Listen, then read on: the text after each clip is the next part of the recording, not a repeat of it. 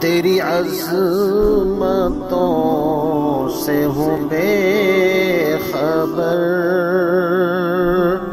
یہ میری نظر کا قصور ہے۔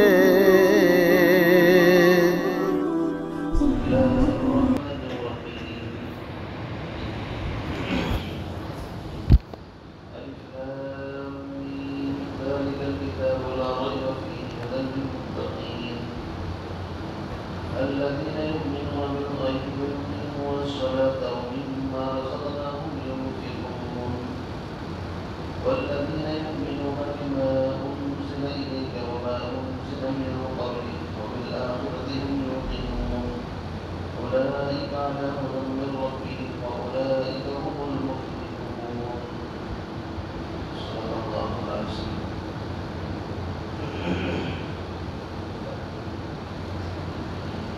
اس سورت کا نام سورت البقرہ اور یہ مدنی سورت ہے۔ کل آپ حضرات کے سامنے کچھ اہم باتیں بتلائی گئی تھی۔ یہ سورت اتنی عظیم ہے کہ جس گھر کے اندر اس کی تلاوت کی جائے اللہ رب العزت اس گھر والوں کو ہر قسم کے شر سے، جادو، زہر، جنات سے حفاظت فرماتے ہیں۔ اور سورہ بقرہ کی اول آیت، درمیانی آیت جس کو آیت الکرسی کہتے ہیں، اور آخری آیات یہ بھی بڑی اہمیت کی حامل ہے۔ اور حدیث پاک کے اندر اس کا ایک نام زہراوین یعنی سورہ آل عمران اور سورہ بقرہ، اس کے معنی آتے ہیں سرسبز، شاداب، روشن، چمکدار۔ حدیث میں آتا ہے کہ جو بندہ سورہ بقرہ، سورہ آل عمران کی تلاوت کرتا ہے، قیامت کے دن یہ دونوں صورتیں اس پر اس طرح سایہ کر رہیں گی جس طرح بادل کا ٹکڑا کسی کے سر کے اوپر آ جائے۔ یہ جس طرح پرندے اگر اپنے پر پھیلا کر کے کسی انسان کے اوپر سایہ کریں تو اس طرح یہ اپنے سائے کے اندر اس کو لے لے گی جو کثرت کے ساتھ ان دونوں صورتوں کا اہتمام کرتا ہوگا۔ اس لیے یہ صورت بڑی اہمیت کی حامل ہے۔ فرمایا الف لام میم ذالک الکتاب لا ریب فیہ، اس کتاب میں کوئی شک، کوئی شبہ نہیں ہے۔ نہ اس کتاب کے آسمان سے نازل ہونے میں کوئی شک ہے، نہ اس کتاب کے الفاظ اور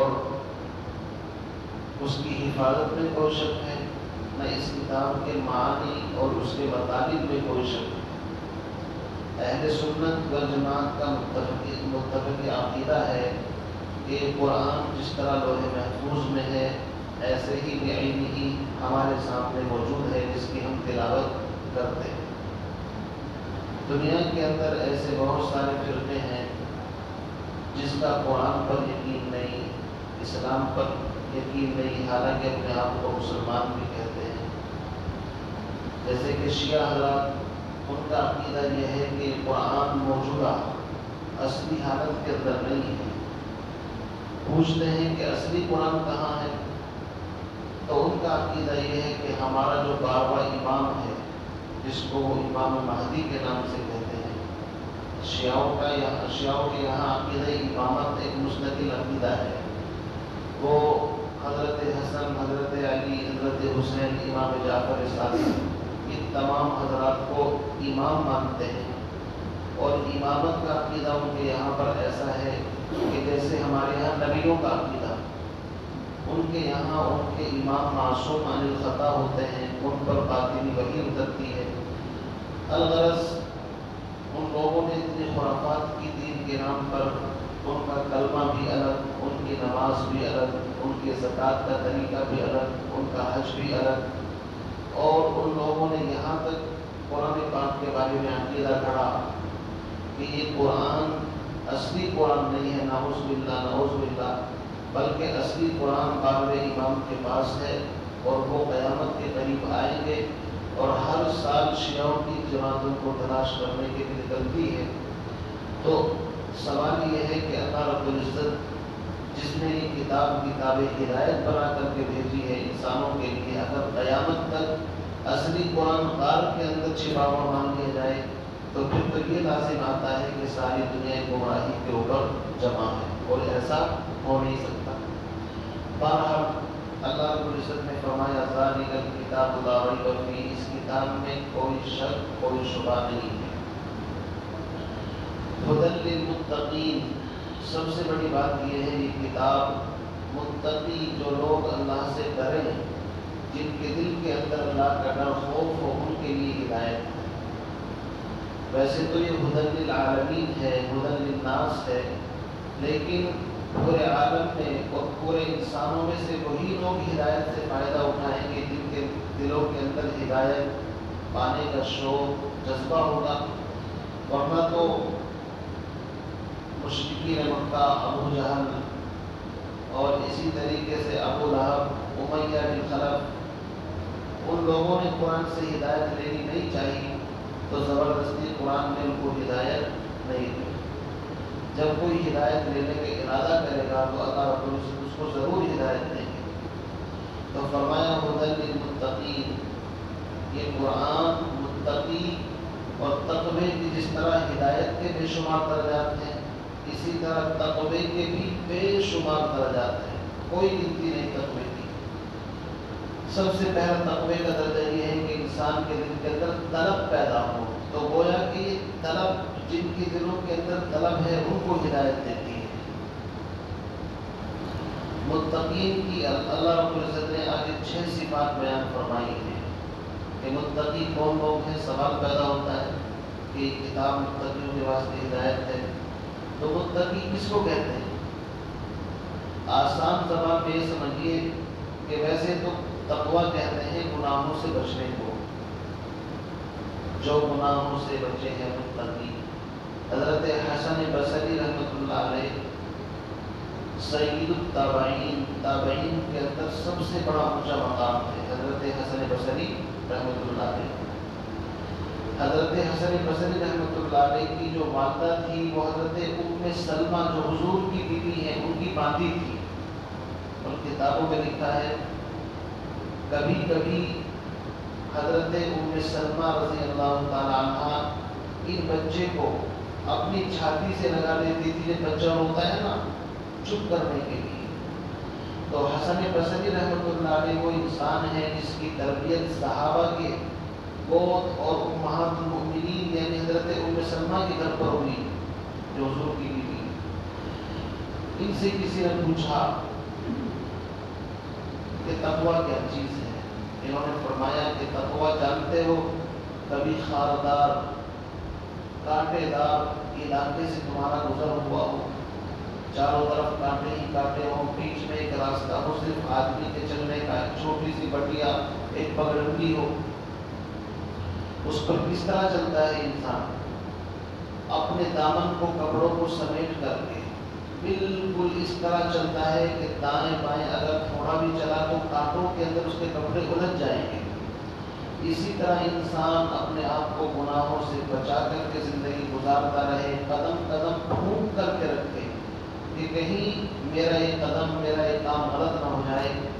اس طرح انسان جب زندگی گزارتا ہے تو اس کا نام تقویٰ ہے، پرہیزگاری ہے۔ تو اللہ فرماتے ہیں کہ کتاب متقیوں کے واسطے ہدایت ہے، اور تقویٰ اتنی اہم چیز ہے جب زندگی کے اندر آتا ہے تو زندگی کو لطف ہو جاتی ہے۔ نبی علیہ الصلوۃ والسلام کے دور کے اندر صحابہ کے دلوں کے اندر اتنا اونچا تقویٰ تھا کہ آپ نے مشہور واقعات سنت کے ہیں کہ ایک عورت صبح کے وقت اپنی بچی سے کہتی ہے کہ دودھ کے اندر پانی ملا تو دودھ کم ہو رہا ہے، تو بیٹی جواب دیتی ہے کہ امیر المؤمنین کا آرڈر ہے کہ دودھ کے اندر کوئی ملاوٹ نہ کی جائے۔ ماں کہتی ہے امیر المؤمنین تھوڑی دیکھ رہے ہیں، دودھ کم ہے، ملا دو پانی۔ تو بچی جواب دیتی ہے کہ امیر المؤمنین نہ دیکھ رہے ہوں لیکن اللہ تو دیکھ رہا ہے۔ تو تقوی کا ماحصل یہی ہے کہ انسان کی زندگی کے اندر یہ بات بیٹھ جائے میرا رب مجھے ہر حال میں دیکھ رہا ہے، چاہے پولیس اور فورس اور کوئی پہرا ہو نہ اونچی چیز ہے۔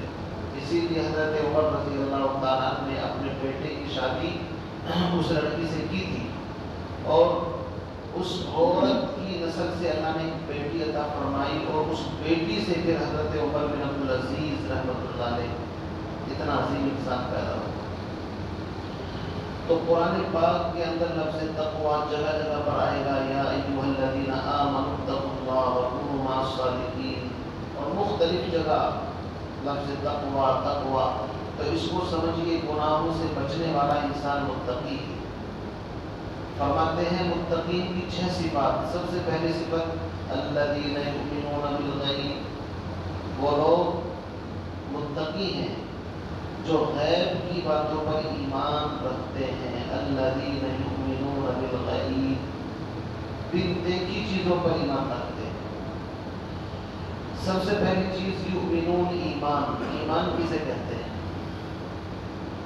ایک ایمان ہے، ایک اسلام ہے، 2 چیزیں ہیں، آپ نے سنا ہوگا۔ ایک مشہور حدیث ہے جس کو حدیث جبریل کہتے ہیں، کہ نبی علیہ السلام ایک مرتبہ بیٹھے ہوئے تھے، صحابہ کا مجمع تھا، اچانک ایک آدمی باہر سے آئے اور حضور صلی اللہ علیہ وسلم کے بالکل سامنے آ کر کے بیٹھ گئے۔ یہاں تک کہ جس طرح ہم تشہد کی حالت میں بیٹھتے ہیں، اس طرح اپنے گھٹنے حضور علیہ السلام کے گھٹنوں سے بالکل قریب کر لیے۔ صحابہ دیکھ رہے ہیں کہ بھائی یہ آدمی کون ہے؟ مدینے کا تو آدمی ہے نہیں، اگر مدینے کا ہوتا تو ہم اس کو جانتے،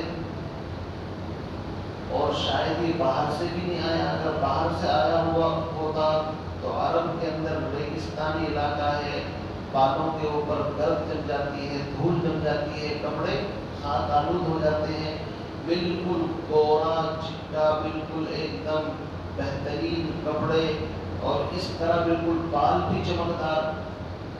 تو صحابہ کنفیوز ہو گئے، یہ مدینے کا اگر ہوتا تو ہم اس کو جانتے، باہر سے آیا ہوتا تو اس کی کنڈیشن نہیں ہونی چاہیے تھی۔ بہرحال آ کر کے انہوں نے سوال کیا، مل ایمان، سب سے پہلا سوال ایمان کیا چیز ہے؟ دوسرا مل احسان، احسان کیا چیز ہے؟ تیسرا سوال متی الساعہ، قیامت کب آئے گی؟ یہ کچھ سوالات ہیں۔ حضور علیہ السلام نے پہلے سوال کا جواب دیا، دوسرے کا جواب دیا، تیسرے کے بارے میں فرمایا بل مسئول عنہا بأعلم من السائل، جتنا تم جانتے ہو اتنا ہی میں جانتا ہوں۔ تھوڑی دیر کے بعد وہ اٹھ کر کے چلے گئے۔ تو حضور علیہ السلام نے فرمایا میرے صحابہ تم جانتے ہو یہ کون تھے؟ صحابہ نے کہا اللہ کے نبی ہم نہیں جانتے۔ تو حضور علیہ السلام نے فرمایا یہ جبریل تھے، تمہیں تمہارا دین سکھانے کے لیے آئے۔ تو صحابہ کی مجلس کے اندر انسانی شکل کے اندر حضرت جبریل آئے اور آ کر کے انہوں نے حضور سے سوال کیا مل ایمان، ایمان کیا چیز ہے؟ یاد رکھیے ایمان نام ہے کسی کے اعتماد پر کسی کی بات کو دل سے سچا جاننا اور زبان سے اقرار کرنا، اس کا نام ایمان ہے۔ کسی کے اعتماد پر، یعنی حضور صلی اللہ علیہ وسلم کے اعتماد پر وہ تمام باتیں جو حضور ہمیں بتاتے ہیں، سمجھاتے ہیں، ان تمام کو دل سے سچا جاننا، زبان سے اقرار کرنا، اس کا نام کیا ہے؟ ایمان۔ ایمان کی تعریف یاد رکھو، ایمان جو ہے الذین یؤمنون، ایمان بڑی اونچی چیز ہے۔ ایمان شروع ہوتا ہے دل سے۔ ایمان کہاں ہوتا ہے؟ دل کے اندر۔ وقلبہ مطمئن بالایمان، اللہ نے قرآن میں فرمایا کسی کی گردن پر کسی نے تلوار رکھ دی اور کہا کہ کلمہ کفر کہہ، اور اس کے دل کے اندر ایمان ہے، تو زبان سے اگر کلمہ کفر کہہ بھی دیا جان بچانے کے لیے تو اس کے ایمان پر کوئی فرق نہیں پڑے گا۔ وقلبہ مطمئن بالایمان، اللہ رب العزت ہر وقت انسان کے دل کو دیکھتا ہے۔ تو یاد رکھیے ایمان جو ہے اس کا محل اور اس کا جو مکان ہے، ایمان دل کے اندر ہوتا ہے، اور ایمان ایک بیج ہے، جب یہ دل کے اندر جمتا ہے تو پھر یہ پورا درخت بن جاتا ہے، اور انسان کے اعضاء اور باڈی کے اوپر اس کا اثر دکھائی دیتا ہے. اب اذان سنے گا تو نماز کے لیے آئے گا، سمجھو دل کے اندر ایمان ہے.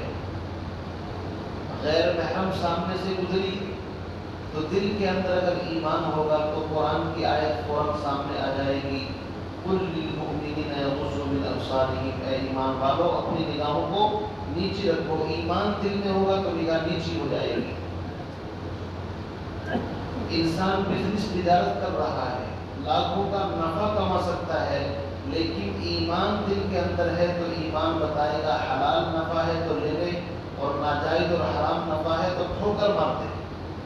ایمان اندر سے انسان کی آواز دیتا ہے. تو ایمان وہ طاقت، وہ پاور ہے جو انسان کو دین پر کھڑا کرتی ہے.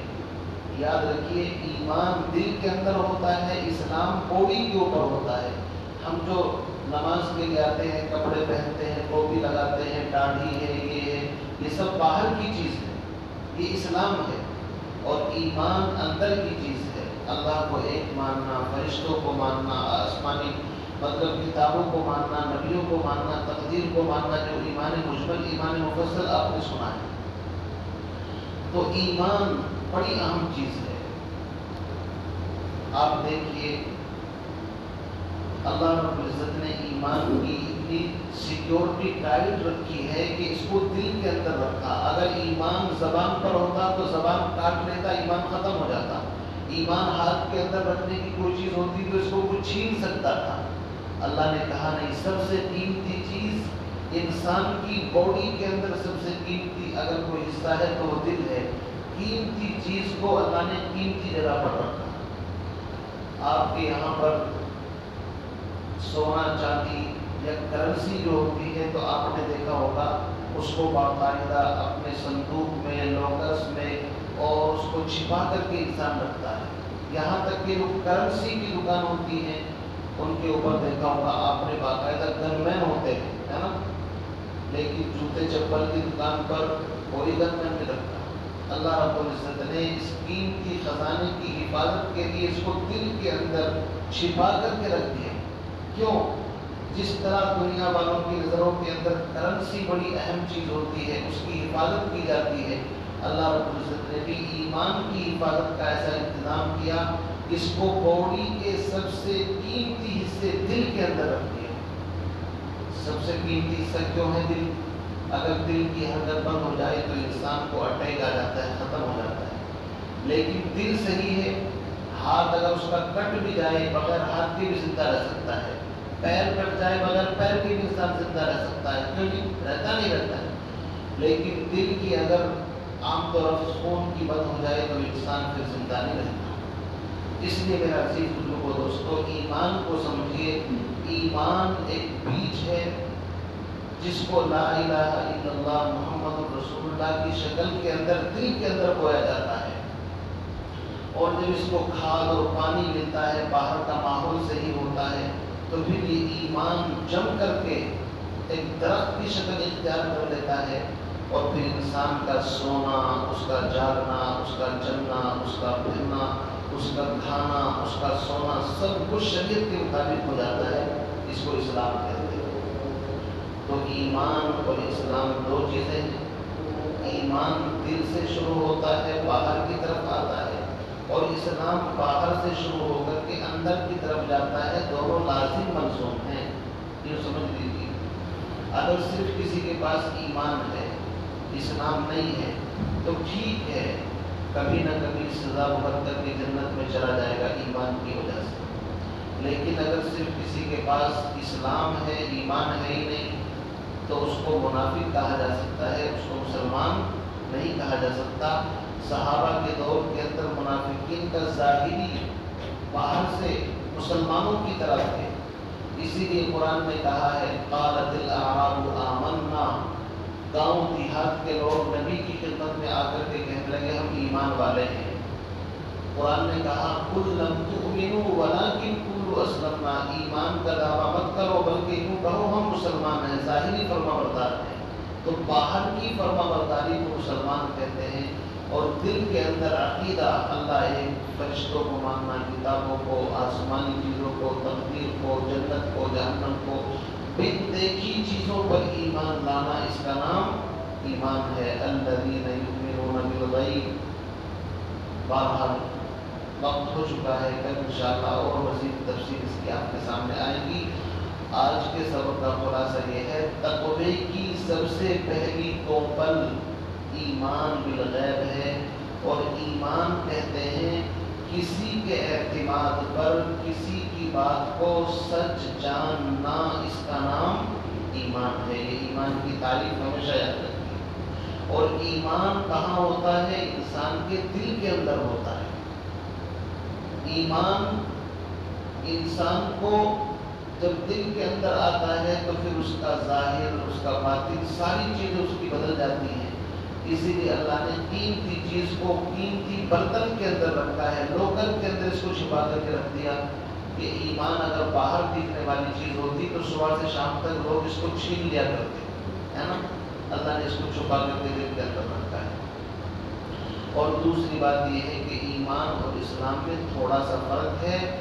बाहर जो चीज़ दिखाई देती है, दाढ़ी है, नमाज का वक्त नमाज के लिए चले, ये इस्लाम है। और अंदर से जो चीज़ वो पावर बुला रही है, उसका नाम ईमान है। ये बुनियादी चीज़ है। अगर इतनी बात समझ में आ गई तो इंशाअल्लाह आज का दर्स समझिए कि आपके जहन के अंदर आ गया।